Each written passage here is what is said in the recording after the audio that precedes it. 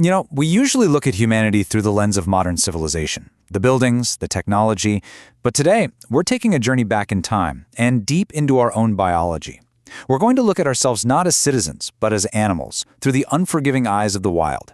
So settle in, because what we're about to uncover about our true nature, well, it's deeply unsettling, but absolutely fascinating. Let's try a little thought experiment. Picture an apex predator.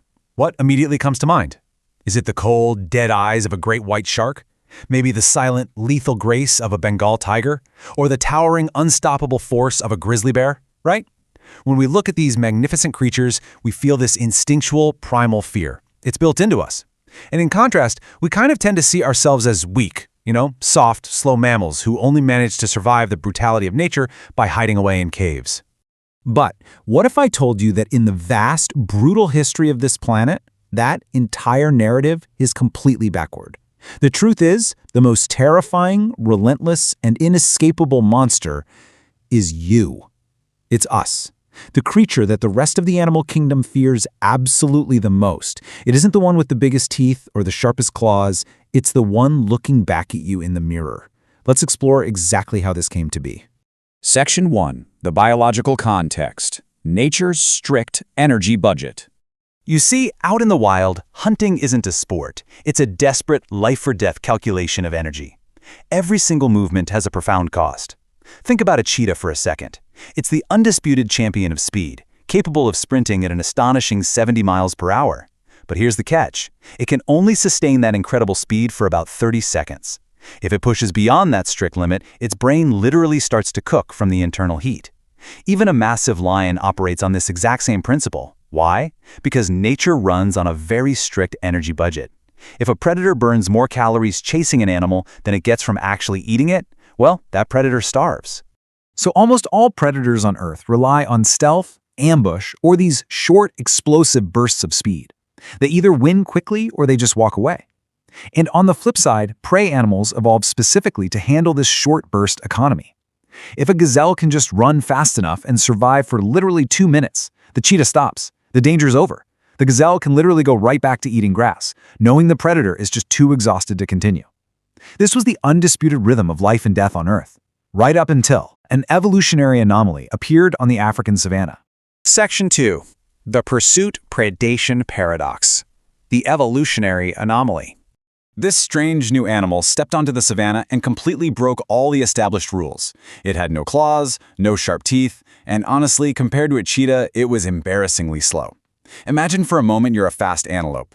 This hairless ape walking upright on 2 legs probably seemed like a complete joke at first. So step 1, it approaches, and you easily sprint for a mile, leaving it eating your dust. Step 2, you stop to rest under a tree, feeling completely safe. But then comes step 3. An hour later, you look up, and that same ape is just walking toward you. So step 4, you run again. You sprint for 3 miles this time. You rest. But 2 hours later, there he is, again, just walking, completely relentless. Now, this is what biologists call persistence hunting. It's a highly unique biological phenomenon. You see, early humans didn't evolve to outrun animals. We evolved to out-endure them. We traded explosive speed for nearly infinite stamina. We became this inevitable force that simply never stops. So how exactly did we do it? Well, while a lion overheats in mere minutes, humans possess millions of eccrine sweat glands spread all across our hairless bodies. We possess this truly unique biological ability to dump body heat while we are still moving. We are literally the only mammal on Earth that can run a marathon in the blistering heat of the midday sun. Being hunted by early humans wasn't some sudden flash of violence. It was more like being followed by an unstoppable machine. It didn't matter how fast you ran, because humans can track footprints, we can read the environment, we just kept coming, walking, jogging, never stopping, until the prey eventually just collapsed from sheer heat exhaustion and psychological terror. Section 3. The paradigm shift. The cognitive weapon. But here's the thing. Sweating and endurance, that was only half the nightmare.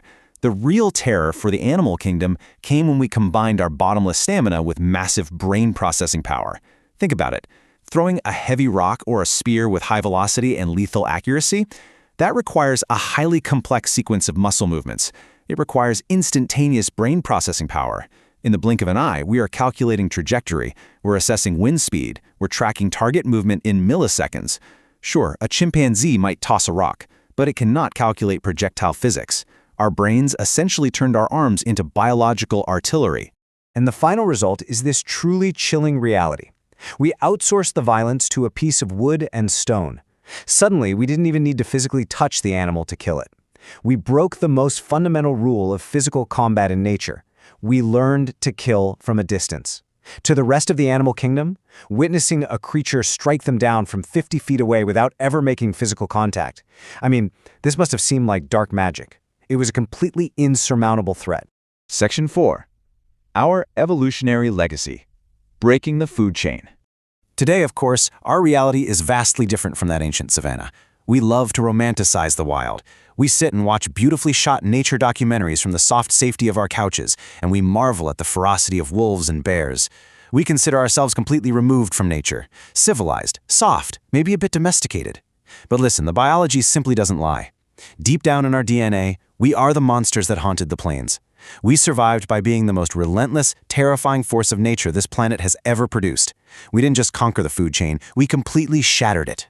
So the next time you look in the mirror and maybe feel small or weak or disconnected from the natural world, remember the evolutionary legacy that is carved directly into your bones. You are the apex of the apex, the ultimate unstoppable predator. So, how does it feel, knowing what you truly are?